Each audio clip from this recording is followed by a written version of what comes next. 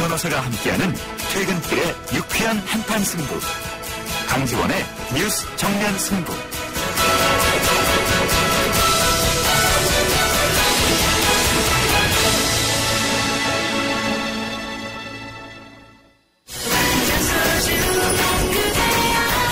완전 소중한 반려동물. 그런데 길고양이.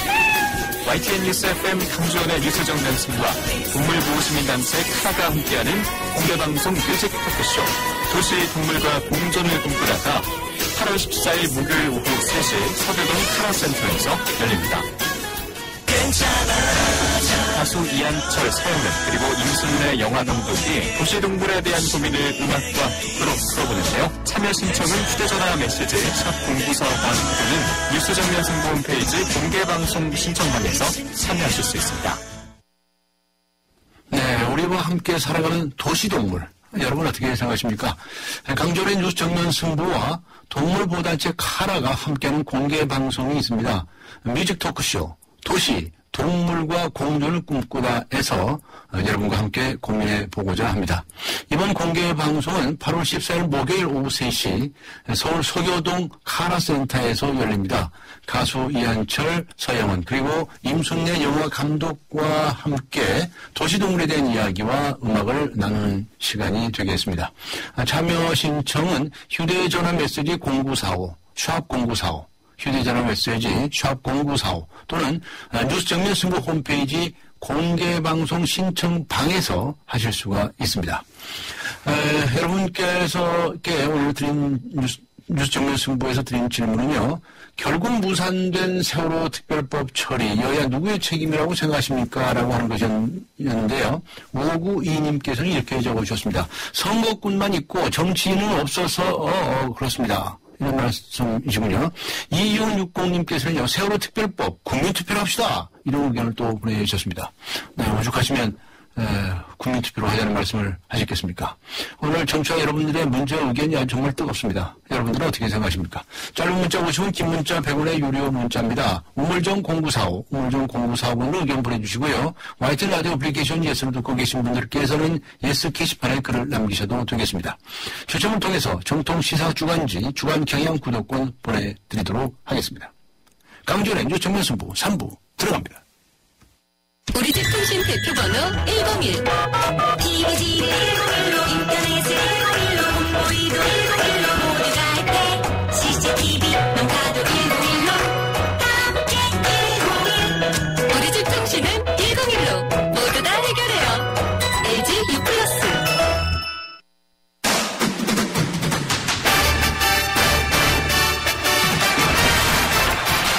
뉴스 정면 승부 3부 스포츠 소식부터 알아보겠습니다. 중앙일보의 박민 기자 연결합니다. 안녕하세요. 네, 안녕하세요. 네, 축구 소식부터 알아보죠. 손흥민 선수, 인천 아시안게임에서 못 뛰게 됐네요. 네, 그렇습니다. 한국 축구에 있어 손흥민 선수가 다음 달 열린 인천 아시안게임에 출전할 수 없게 됐습니다. 네.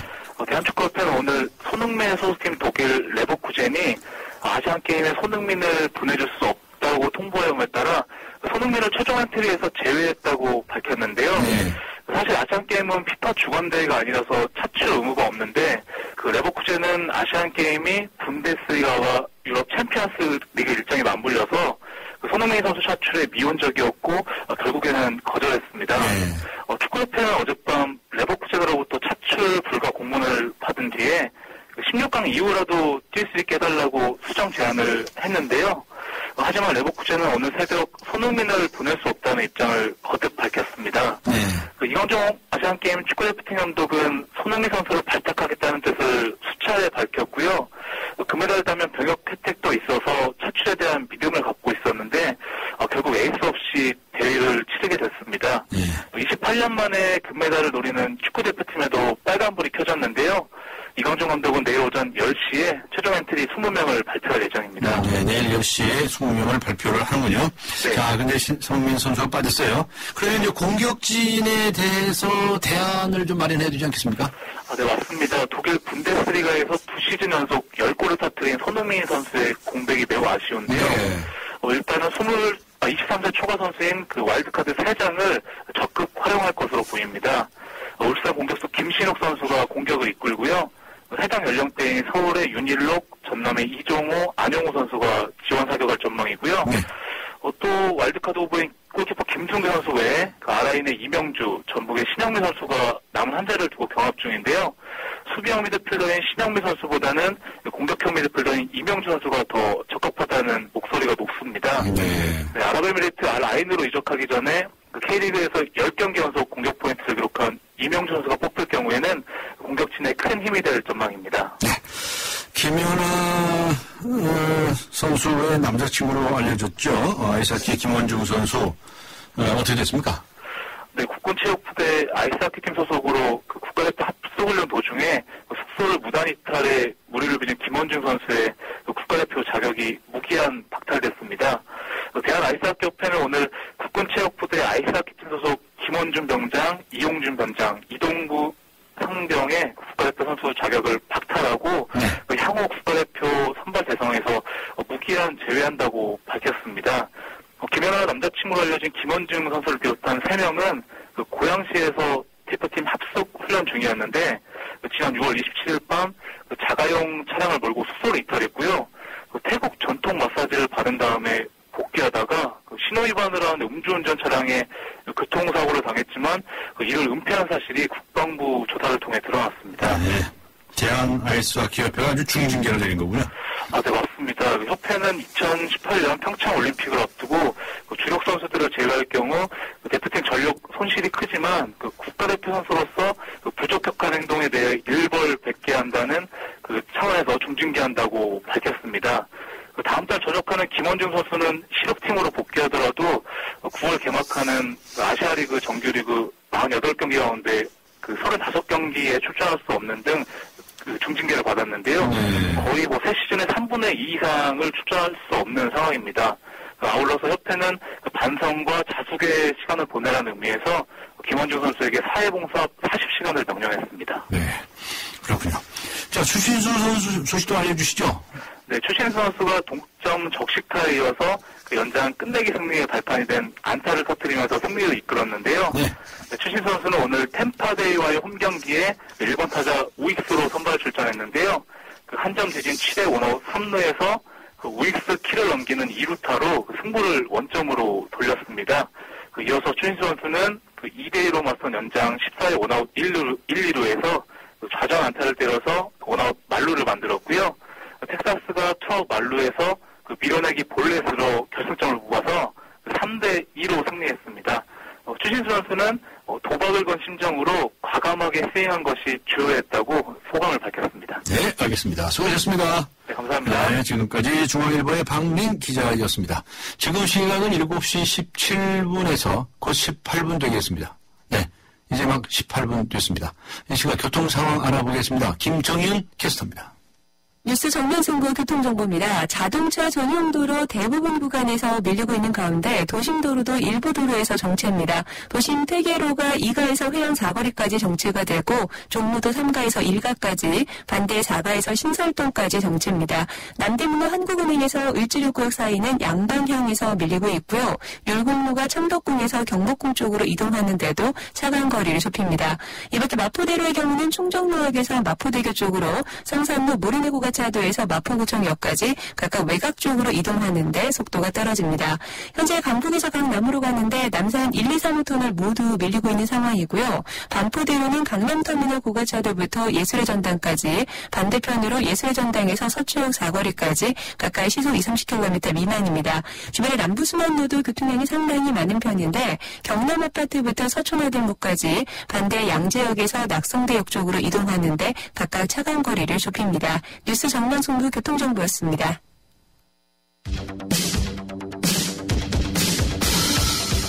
퇴근길을 함께하는 냉철하고 따뜻한 뉴스 정면승부. 뉴스 정면승부는 여러분의 참여를 기다립니다. 50원의 유료 문자 샵 0945와 YTN 라디오 스마트폰 어플리케이션 예스를 통해 여러분의 의견을 보내주세요. 뉴스 정면승부는 여러분의 의견에 항상 귀 기울이고 있습니다. 네, 나들 가게라는 동네 상점 보신 적 있으신가요? 네, 골목 상권을 살리겠다면서 정부에서 최근 5년간 총 750억 원의 예산을 지원해서 만든 점포인데요. 하지만 그중에서 1000개가 넘는 나들 가게가 문을 닫거나 나들 가게를 취소했다고 합니다. 골목의 경제를 살리겠다면서 국내 세금을 또 허투루 쓴 것이 아닌가 하는 걱정이 앞서는데요. 국회 산업통상자원위원회 소속이시죠. 새누리당의 김한표 의원 연결해서 자세한 내용 알아보도록 하겠습니다. 안녕하세요.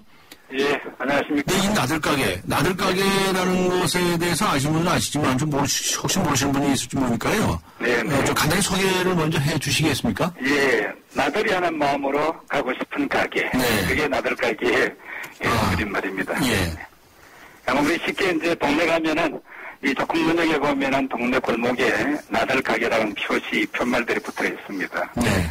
네. 이건 이제 정부에서 지원을 해서 만든 건가요? 예, 우리 정부에서 이 골목 상권 중에 이 동네 슈퍼마켓 설립보다는 취지에서 2010년도부터 시작했는데 한 3개년에 걸쳐서 10,000개 정도 나들 가게를 만들었습니다. 네. 근데 이제 만들어 놓고 좀 전에 강 변호사님 말씀하신 대로 그렇게 진행해 왔었는데 예. 금년도부터는 우리 박근혜 대통령께서 대선 공약으로 이 나들 가게 좀 살려봐야겠다. 예. 그래서 17년까지 10,000개 더 만들어가지고 총 20,000개 정도로 한번 만들어 보겠다는데 올해 2,500개가 계획이 되어 있습니다. 예, 그렇군요. 네. 근데 어떤 분들이 주로 이 나들 가게를 개입하시게 되던가요? 주로 동네 기존으로 그 슈퍼마켓 운영하신 분들, 이런 분들이 경쟁력 갖추기 위해서 했는데, 연령하고 직업에 상관없이 정부 지원 사업이기 때문에 많은 분들이 새롭게 또 창업을 원하시는 분도 참여가 가능하시고요. 네. 또 오래전부터 좀 전에 말씀드린 대로 기존의 동네 슈퍼마켓 운영한 분들이 또 나들가게 하시겠다고 해서 하시고 그렇습니다. 그런데 1000여 개에 달하는 점포들이 폐업을 하고 취소했다고 그러는데요. 네네. 알고 계시죠? 예. 어쩐 일입니까? 보도를 했습니다. 네. 네. 아마 지금 이게 금년 6월달 기준으로 해서 이제 우리 한 10,000여 개 중에서 1,086개가 지금 문을 닫았었는데요. 문 닫거나 취소를 했는데 전체적으로 평균 보면은 한 10.9% 됩니다. 근데 이게 시도별로 보면 대전, 울산, 강주 등에서 도심지가 15에서 한 18% 좀 높은 편이고요. 근데 이제 그 도농복합 지역인 제주나 강원, 경북 이런 데는 한 5에서 7% 정도로 조금 낮게 나타나고 있습니다. 포기한 이유들은 어떤 것으로 나타납니까? 제일 큰 문제가 매출 부진에 따른 경영 악화죠. 근데 이게 이제 경영 악화 때문에 했지만 또 나머지는 건강 악화, 그다음에 자연재해 이런 것도 조사가 또 되어져 있습니다. 취소 같은 경우에는 자발적으로 취소 요청한 것이 대부분인데 한 67% 되고 나머지는 이제 실각 위반이라든지 이런 거에서 지금 취소가 좀 됐었고요. 정부가 이제 적지 않은 돈을 쏟아부은 거 아니겠습니까? 많은 돈 쏟아부었죠. 어디에 어떻게 얼마나 예산을 쓴 건가요?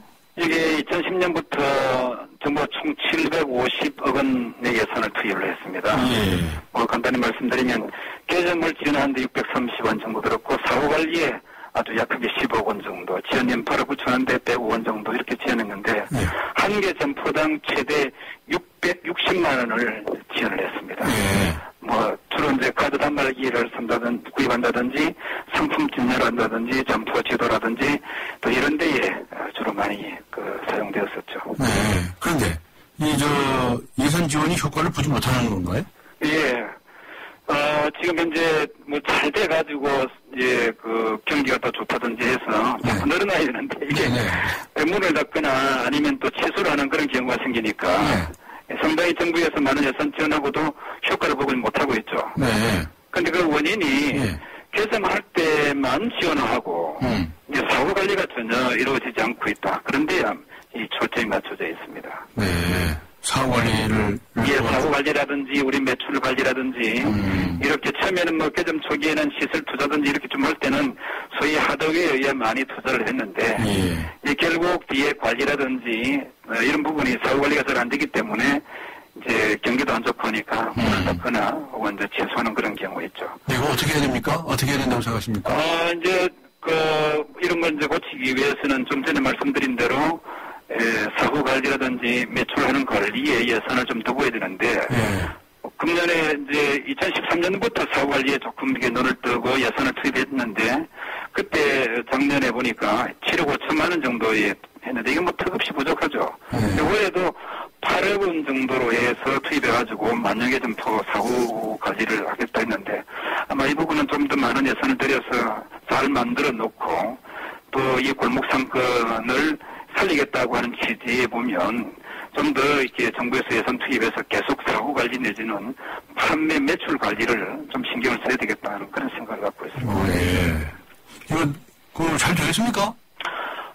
정부에서 관심만 가지면 뭐 잘 될 수 있으려고 보는데 지금 현재 우리가 그 최대 약점이 골목 상권이라든지 이런 데 대한 최대 약점이 뭐냐면 내수 침체하고 소비 심리 위축이 와버리니까 직접적으로 바로 영향을 받아버려요. 그렇겠죠. 그러니까 체감 속도가 굉장히 빠르다는 겁니다. 네. 주문이 안 늘니까요. 예. 그리고 또 이번처럼 이제 세월호 사건처럼 식물 경기가 굉장히 급격하게 위축되는 이런 대형 사건이 발생하게 되면 시장에서 사람 구경하기도 좀 어렵죠. 그래서 사실 임대료 수입도 뭐 잡내기 어려운 그런 이제 실정이라서 전체적으로 보면 우리 개인의 노력도 굉장히 중요하지만 결국 경제가 살아야 골목 상권도 살고 또 우리 나들가게도 이런 부분도 할 길을 되찾지 않겠느냐.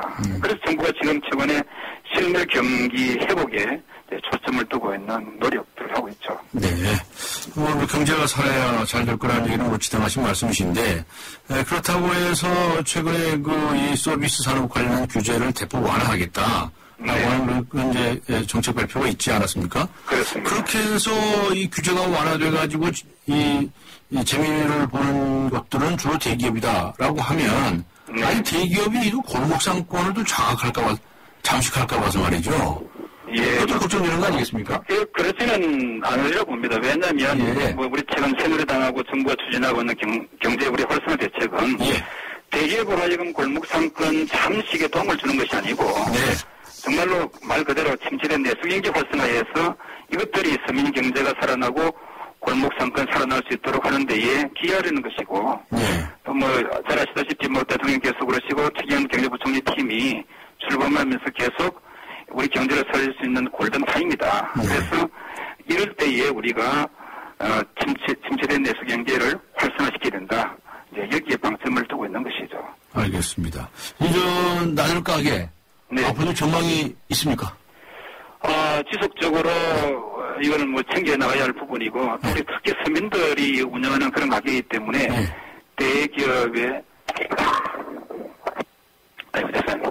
대기업이라든지 SSM, 즉, 이제, 기업형 그런 이 대규모의 이 슈퍼들이 이 골목 상권을 지배하지 못하도록 우리 동반성장위원회라든지 이런 데서 많은 역할을 해야 됩니다. 그리고 또 우리 정치권이나 또 정부에서 관심을 가지고 계속 지켜보고 해야 되고 이건 우리 국민들 모두가 서로 함께 서로 잘 살아가는 그런 이 사회를 만들어야지 자꾸 이게 경제 활성화시킨다고 해서 대기업이 골목 상권까지 침투해가지고 그거까지 잠식해버리려고 경제 활성화시키는 건 아니거든요. 특히 산자위원이신 김한표 의원님께서 맹활약을 하셔야 되겠습니다. 제가 이번 국정감사를 통해서도 이 동반성장위원회가 잘 역할을 하는지 잘 지켜보고 있고 또 대기업들이 우리 중소상인들하고 이 영업권역에 독점 무리하게 진출하지 못하도록 아마 잘 챙겨서 아마 대비를 또 하도록 하겠습니다. 네, 알겠습니다. 감사합니다. 네, 고맙습니다. 지금까지 새누리당의 김한표 의원이었습니다. 안 보이니까 감추죠. 별일 없겠죠. 손발톱 무좀, 방치하면 손발톱 건강을 잃을 수 있습니다. 이젠 풀케어. 국내 최초 갈거나 닦을 필요 없이 오니텍 특허 기술로 침투는 빠르게. 정말 좋아하셨다. 방치하지 말고 풀케어 하세요. 이탈리아 글로벌 제약회사 메나리니. 뜨거운 여름을 맞이하는 쉐보레의 쿨한 차세. 쉐보레 썸머 페스티벌. 8월 출고하는 구매 고객에게 최대 100만원 특별 할인. 트랙스 올란도 캡티바 구매 시 캠핑용 차량 그늘막 증정. 스파크 올란도 최대 3년 무이자 할부. 전시장 방문 및 홈페이지 참조. 8월 31일까지. Chevrolet, find new roads. 네, 부동산 경기가 꿈틀하고 있는 것이 아니냐 하는 소식이 있죠. 잠시 후 4부에서는 최경환표 부동산 정책 전문가와 함께 짚어보도록 하겠습니다. 강전의 뉴스 정면 승부 3부 여기서 마치고요. 잠시 전하는 말씀 들으시고 4부에서 뵙겠습니다. 인천 지역 맞춤형 일자리 창출 지원 사업. 인천 지역에 맞는 맞춤형 교육을 통해 준비된 인재가 지역의 관련 기업으로 취업하는 사업입니다.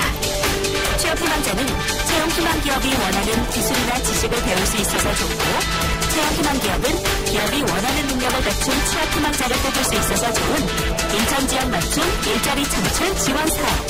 자세한 사항은 인터넷 홈페이지 injob.or.kr에서 확인하실 수 있습니다. 이 캠페인은 고용노동부, 인천광역시, 서강법인 인천벤처기업협회와 함께합니다. 서양 구전음악을 완성시킨 천재작곡가 악성 베토벤. 그의 음악적 잠재력을 일깨워준 사람은 스승인 크리스티안 네페 선생님이었습니다. 네페 선생님은 지루한 이론과 반복적인 연습을 강요하지 않았습니다. 이탈리아와 프랑스, 독일의 유명한 오페라를 감상할 기회를 마련했고, 어린 베토벤이 음악에 대해 더 깊이 느끼고 생각할 수 있도록 이끌었습니다. 가르치는 것이 아니라 깨우치는 교육, 아이들의 잠재력을 활짝 꽃피우는 우리 교육의 희망입니다. 이 캠페인은 I am the key, 눈높이 대교와 함께합니다. 강지원의 뉴스 정면 승부. 결국 무산된 세월호 특별법 처리. 여야 누구의 책임이라고 생각하십니까? 라고 하는 질문에 대해서 9117님께서는 선거 날에 투표하지 않고 놀러간 책임, 사는데 바빠서 안전을 무시한 책임, 대한민국 국민 모두의 책임이지요. 라고 적어주셨군요. 네, 얼마나 속이 상하셨으면 이렇게 글을 보내셨겠습니까? 우물정 0945, 우물정 0945번으로 의견 보내주시기 바랍니다. 짧은 문자 50원, 긴 문자 100원의 유료 문자입니다. 강전의 뉴스 정면 승부 4부 들어갑니다. 엄마, 아빠, 동생도, 사무실도 학교도, 많을수록 잠깐만 전해져요. 모두와 함께 나눌 땐 비타오백이지. 카페인은 한 방울도 없잖아. 착한 드링크 비타오백. 커피, 프림의 가장 많은 첨가물 카제인도, 두 번째 많은 첨가물 인산염도, 전혀 넣지 않은 대한민국 단 하나뿐인 커피. 좋은 커피란 이런 것. 커피를 바꾼 좋은 생각. French Cafe Cafe Mix Nouveau.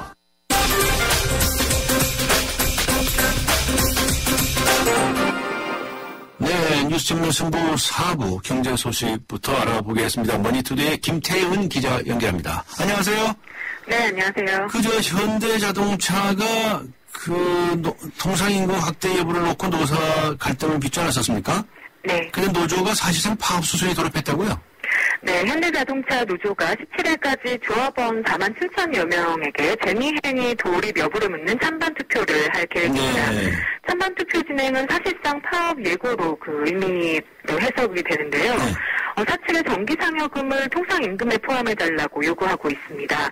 하지만 회사 측은 그 노사가 통상임금 문제를 소송으로 결정하기로 한 만큼 시간이 더 필요하다는 입장입니다. 노조는 여기에 임금 상승률 8.16%를 요구하고 있고, 또 조건 없는 정년 60세 보장과 성과급 지급 등을 요구사항으로 제시하고 있습니다. 네. 그 다음에 프란시스코 교황이 방한하지 않습니까? 네. 거기에 따라서 교황이 방문하는 곳 그 인근에 호텔이라든가 커피숍이라든가 편집이라든가 뭐 여러 가지 외식업계가 아주 특수가를 예상할 수 있다고요? 예, 특히 16일 시복식이 거행되는 광화문의 경우에 최대 50만 명 이상이 몰릴 것으로 예상이 되는데요. 네. 인근 편의시설 이용이 크게 늘 것으로 보입니다. 광화문 시복식을 투숙실에서 직접 볼 수 있는 더 플라자 호텔과 코리아나 호텔의 경우 투숙률이 벌써 만실에 가깝다고 합니다. 예.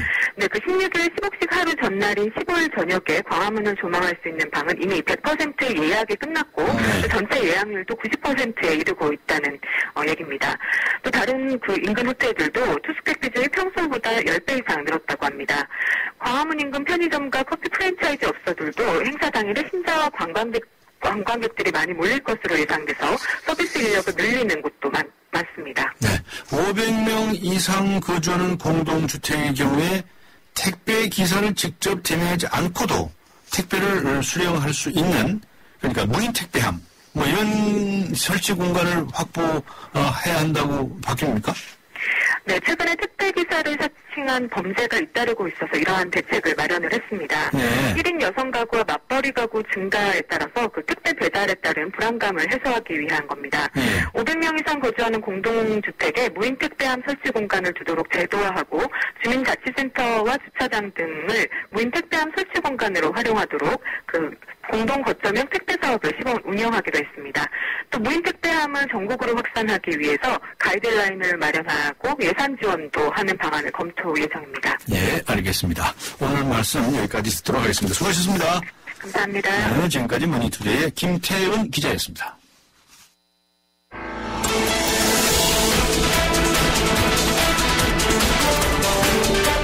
세상을 바꾸는 정면 승부.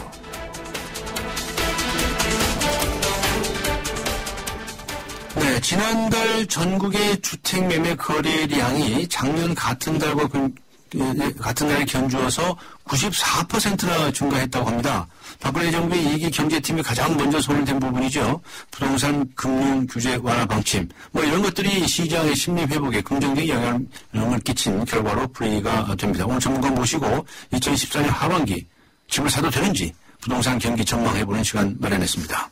세상을 바꾸는 정면 승부, 고종환 한국자산관리연구원장 나오셨습니다. 안녕하세요. 네, 안녕하십니까. 오신 것 같습니다. 자, 2기 경제팀에서 부동산 완화 정책을 내놓았었죠. 네. LTV, DTI 완화한다는 건 아니었겠습니까? 그렇죠.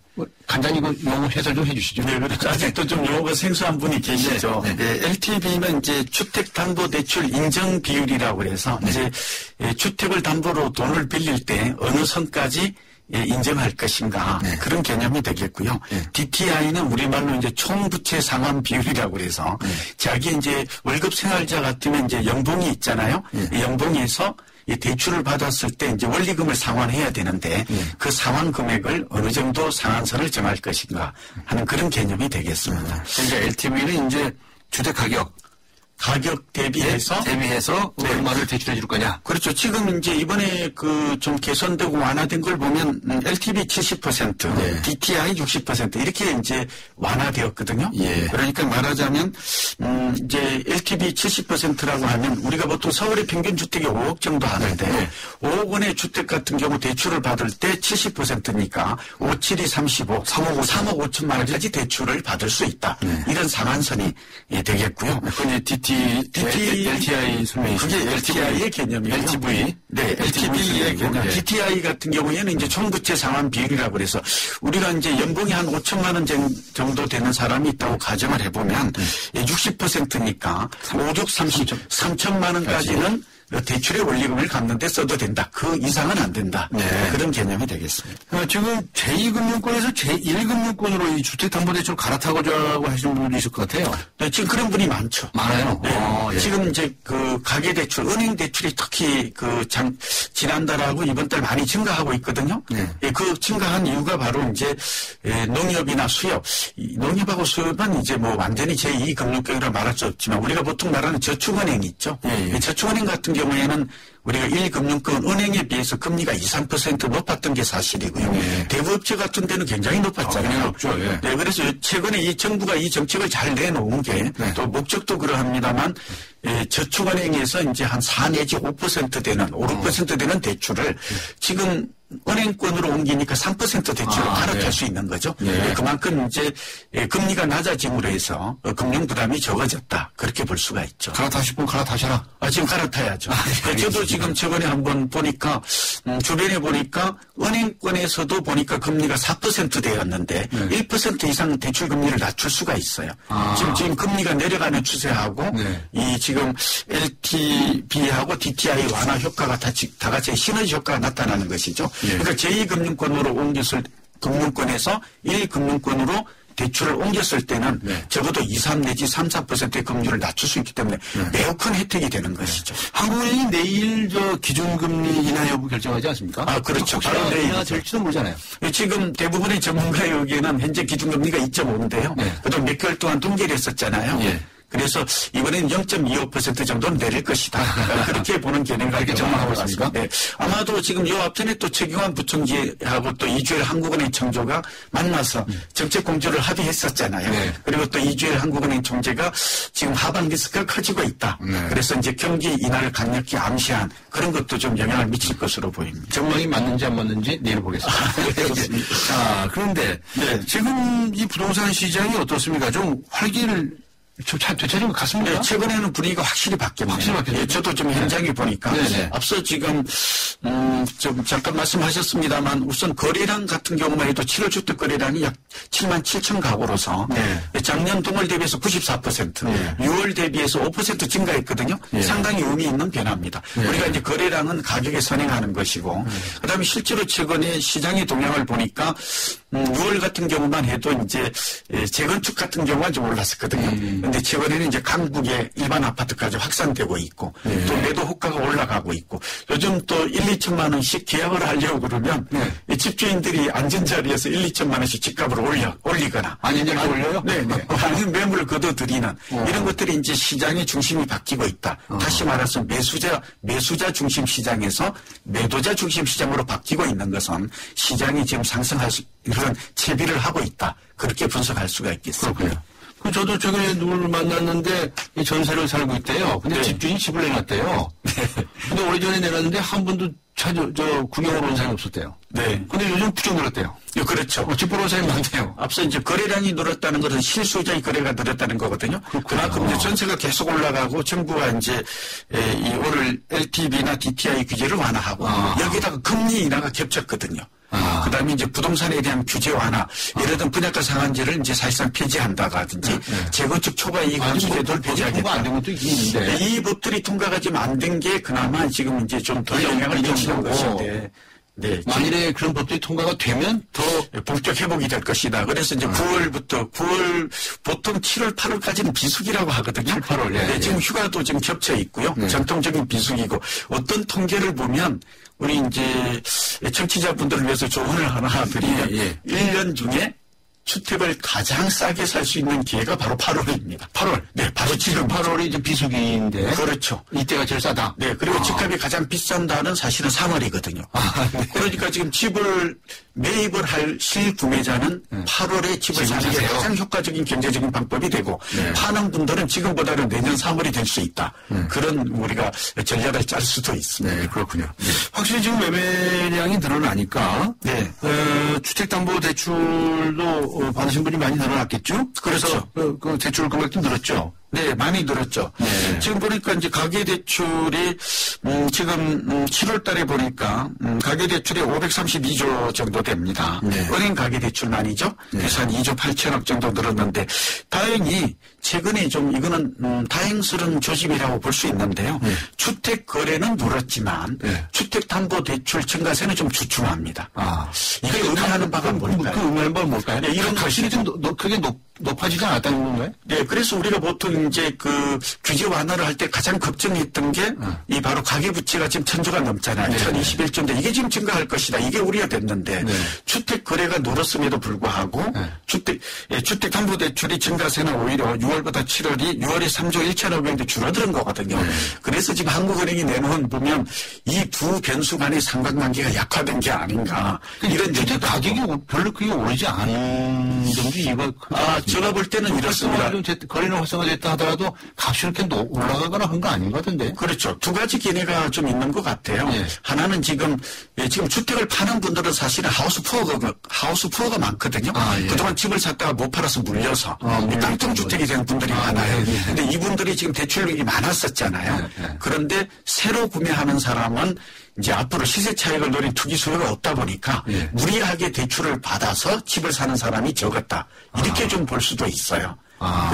그리고 또 하나는 그동안 가계대출이 늘었던 이유가 주택 거래, 주택 구매 때문이 아니라 사실은 가계자금 때문에 자영업자들의 대출이 때문에 주택담보대출이 주담보대출이 늘었다는 분석이죠. 아, 그래요? 무슨 얘기냐면 주택담보대출을 활용을 했네요, 그러면? 아, 왜 그러냐면 신용대출이 주택담보대출보다 이자가 이건 은행이 잘못하고 있는 거예요. 신용대출이 보면 일반 주택담보대출은 담보가 있기 때문에 확실하잖아요. 그러니까 금리가 3, 4%에 불과한데 보통 신용대출 같은 경우에는 마이너스 대출 포함해서 5, 6%가 오르거든요. 그래서 결국은 그동안 이제 이 가계대출이 증가한 이유는 주택 거래로 인한 부분보다는 가계자금, 교육비라든지 생활이라든지 자영업자 대출이 많았던 이유다. 그런 분석이 가능합니다. 그렇군요. 그렇게 되면 이제 이 가계대출이 좀 많이 늘어나지는 않았다고 말씀하셨는데 그런데 치료를 보면 그렇게 볼 수 있습니다. 이게 일시적인지 추세적인지는 아직 분석이 안 되지만. 근데 이제 성수기에 들어가면 또 주택 거래량도 활성화되고 또 그다음에 은행 가계대출도 늘어나지 않을까. 네, 그렇게 지금 예상이 되죠. 방금 말씀하셨지만 뭐 총 가계부채가 1,000조 이렇게 되는데 와, 그것도 너무 늘어나는 거 아니냐는 걱정하시는 분도 있지 않습니까? 네, 지금 그 반대하는 이유도 이게 금융규제를 반대했던 여당 뭐 이렇게 금융위원회도 그렇고 야당도 그렇고 사실은 가계부채 때문이거든요. 근데 좀 드리고 싶은 말씀이 그 주택 거래가 증가하면 가계 이 대출이 증가할 수밖에 없습니다. 양적으로는. 그러나 아까 잠깐 말씀드렸습니다만 질적으로는 개선되는 측면이 있습니다. 긍정적으로. 아까 잠깐 말씀드렸습니다만 제2금융권에서 제1금융권으로 갈아탐으로 인해서 결국은 금리가 인하되고 이 금리 부담이 이제 자금 부담이 대출 부담이 줄어드는 거. 이런 것들은 질적으로 개선되는 것이죠. 또 하나는 이 주택 거래가 늘어나서 주택 경기가 살아나고 내수 경제가 활성화된다면 그만큼 우리 가계의 가처분 소득은 증가할 가능성이 높은 것입니다. 경제가 살아난다면 그렇게 되면 상환 능력은 더 증가할 수 있는 것이죠. 그래서 그런 측면에서는 좀 긍정적인 측면도 있다. 그러니까 다시 말해서 양적으로 증가하는 면만 보지 말고 질적인 부분도 동시에 보아라. 그리고 길게 보면 지금은 당장은 증가할 수 있지만 결국 소득이 증가하게 되면 가계대출도 중장기적으로는 감소할 수 있다. 그런 분석도 있습니다. 그런데 방금 말씀하셨지만 부동산 경기가 활성화된다고 해서 그러니까 주택거래가 늘어난다고 해서 이게 내수 증가로 바로 볼 수 있느냐? 그렇게 볼 수 있죠. 거기 뭐 크게 그렇게 무슨 소비가 늘었다고 볼 수 있는 거냐? 라고 하는 지적을 하시는 분도 있거든요. 그런 지적도 있죠. 그런데 이제 우리는 이걸 좀 주목해야 될 것 같아요. 미국의 그 오바마 믹스하고 특히 일본의 아베노믹스 우리가 굉장히 지금 주목하고 있잖아요. 이번에 정책도 그런 것들을 벤치마킹한 것이다 이렇게 볼 수 있는데 결국은 미국이나 영국, 일본 같은 경우도 보면 주택 경기를 살려서 내수 경기를 살렸고 그래서 지금 경제가 살아나고 있잖아요. 그런 측면을 좀 우리는 좀 눈여겨봐. 실제로 통계를 보니까 이번에 LTV와 DTI가 10% 정도 완화된 거거든요. 그랬을 때 가계대출은 한 10조 정도 늘어나지만 우리가 이게 소비가 증가하는 효과는 한 0.3% 정도 든답니다. 그리고 일자리를 창출하는 게 한 30만 정도 될 것이다. 15만에서 30만. 그 왜냐하면 부동산 관련되는 부동산뿐만 아니라 우리가 이제 부동산 관련되는 그런 업종이 인테리어라든지 중개업이라든지 또 일당 노동자 건설이 증가되면 사실 노동자 일자리도 연결이 되잖아요. 한들은 빈손은 돌고 있고 말이죠. 네, 그렇죠. 그래서 이런 것들이 서민 경제에 주는 타격이 많았거든요. 그래서 그걸 보면 분명히 소비도 증가하고 이게 GDP 상승 효과도 있고 파급 효과가 있다 이거. 그렇죠. 긍정적인 파급 효과가 많은 건 사실이고 그거는 뭘 통해서 알 수 있느냐. 이미 미국이나 영국이나 일본의 이런 경제 정책을 통해서 우리는 충분히 확인할 수 있는 것입니다. 자, 그런데 지역별로 이렇게 좀 나누어서 보면 좀 벌써 좀 뜨거운 조짐이 보이는 데가 있고 그렇죠. 아직 좀 썰렁한 데가 있고 그렇지 않을까요? 온도차가 있습니다. 어떻게 좀 설명해 주시겠어요? 이게 대책이 나왔을 때 가장 빠르게 반응을 한 것은 역시 강남이었죠. 강남에서요? 수요가 많으니까. 강남 중에서도 재건축이었죠. 재건축에 가장 혜택이 왜냐하면 이제 대출을 많이 받아서 투자할 수 있게 한다 하니까 실수요자들이 주로 움직이기도 하지만 그러나 이제 강남의 재건축 같은 경우는 어느 정도 투자 수요도 있거든요. 돈이 없어도 투자를 못했던 사람들 집을 못 샀던 사람들이 강남에 가장 많이 움직였다. 근데 시간이 가니까 강북으로 확산되고 있어요. 강북까지 지금 확산이 됐죠. 그래서 강북도 지금은 집주인들이 매물을 거둬들이거나 거래가 좀 늘어나면서 집값이 오르는 그러니까 우리가 보통 전용 60제곱미터에서 85제곱미터 중소형 아파트라고 하죠. 경기도 쪽도 그런 것 같은데 일부? 그런데 아직 경기도가 아주 확실하게 반응이 없다. 이게 지금 보니까 이제 용인이나 일산 이런 지역이 좀 움직여야 되잖아요. 네. 그동안 좀 김포라든지 남양주 미분양이 많았던 곳들이 당연히 지금 최근에 미분양 물량은 좀 줄어들고 있습니다.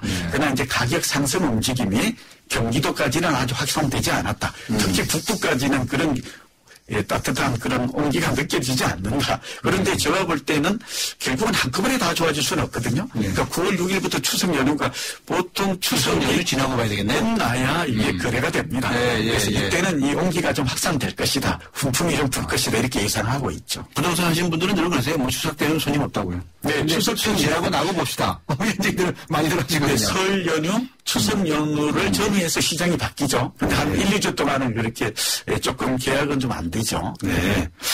뭐 경제가 좀 활성화가 된다고 하는 것은 좀 기쁜 소식이긴 한데, 좀 조심해야 하거나 또는 신중해야 할 부분 이런 점도 있을 것 같아요. 네, 어떤 점 말씀해 주시겠습니까? 네, 아무래도 이제 앞으로 주택 경기는 이제 비록 상승기가 온다고 하더라도 과거만큼 그렇게 급등하거나 폭등할 수는 없는 거거든요. 목적은 안 되죠. 네, 그건 이제 안 되는 것이고. 두 번째는 지금 LTV와 DTI 일부 완화를 했습니다만 자기 소득의 범위를 넘어서 무리하게 대출, 이거 위험한 것이죠. 그래서 이런 분들은 차라리 이제 뭐 장기 전세라든지 정부에서 공공임대 아파트를 늘리는 정책을 또 펴고 있잖아요. 그러니까 그런 공공임대 주택을 노리는 게 좋을 것 같고 다만 전세 가격이 계속 급등하기 때문에 이 전세 가격이 급등하고 어느 정도 자금력이 있는 분들은 또 부동산 경기 측면에서 보면 그동안 한 5, 6년 내린 거거든요. 근데 과거에 10년 주기설 사이클을 보면 5, 6년 상승하면 4, 5년 쉬었다 가는 장, 또 반대로 5, 6년 내렸으면 4, 5년 내리면 다음에 상승하는 사이클이 주기적으로 반복이 되었어요. 그게 사이클을 이렇게 이룹니까? 부동산에서는 그런 사이클이 있죠. 벌집 순환 모임이라는 우리가 예측하는 모임도 있고, 이걸 보면 부동산 경기는 확실히 올해부터 전환점이 되어서 상승할 가능성이 매우 높습니다. 너무 나쁘게 보시는 거 아닙니까? 그건 뭐 저는 근거가 있습니다. 오늘 시간 때문에 확실하게 얘기를, 저도 뭐 건국대 부동산대학원 한양대 부대원에서 교수를 하고 있잖아요. 연구를 하고 있기 때문에 이 부분은 여러 가지 근거가 있습니다. 있습니다만 그렇다고 해서 과거와 같은 급등, 시세 차익을 노린 이런 투자는 지금 상당히 효과를 거두기 어렵다. 실수요자 입장에서 주거 안정, 주거 복지 측면에서 접근하는 게 좋다. 그리고 한 가지 오늘 제가 좀 오늘 뉴스 나왔습니다만 이제 한강변, 서울에 있는 분들에게 하나의 좀 유용한 팁을 드리면 한강변에 있는 재건축 재개발 아파트 같은 것들도 내 집 마련 차원에서 노려보는 게 좋을 것 같아요. 정부가 어제 이런 정책을 한강변 개발 계획을 내놓았어요. 그래서 그동안 좀 박원순 시장 이후에 한강변, 한강 내리상수 계획이 재검토되면서 좀 주춤했거든요. 그래서 여의도나 용산, 압구정, 삼성 이런 지역의 재건축 재개발이 좀 빨라질 여지도 있고 또 한강변이 앞으로 생태공원으로 된다면 관광 명소로 부상할 여지도 있기 때문에 뭐 이런 점도 좀 감안해서 내 집 마련에 도움이 되었으면 좋겠습니다. 네, 고맙습니다. 감사합니다. 지금까지 고종환 한국자산관리연구원장과 함께했습니다. 뜨거운 여름을 맞이하는 쉐보레의 쿨한 자세. 쉐보레 썸머 페스티벌. 8월 출고하는 구매 고객에게 최대 100만원 특별 할인. 텍스 올란도 캡티바 구매 시 캠핑용 차량권을 막 증정. 스파크 올란도 최대 3년 무이자 할부. 전시장 방문 및 홈페이지 참조. 8월 31일까지. Chevrolet, find new roads. 젠틀 스파클링을 만나본 적 있는가? 밀어붙이지 않고 부드럽게, 긴장하지 않고 여유롭게, 밋밋하지 않고 상쾌하게. 이것이 바로 부드러운 거품, 깔끔한 상쾌함. 영국의 젠틀 스파클링 브랜드 슈엡스. 결국 무산된 세월호 특별법 처리, 여야 누구의 책임이라고 생각하십니까?에 대해서 많은 분들이 의견을 주셨습니다. 의견 주신 분들 중에서 휴대전화 끝자리 6239번님, 6239번님께 주간경역 구독권 보내드리도록 하겠습니다. 6월 13일, 오늘 강조리 뉴스 정면 승부 준비한 순서 여기서 모두 마치도록 하겠습니다. 청취해주신 여러분께, 모든 분들께 감사의 말씀을 드립니다. 감사합니다.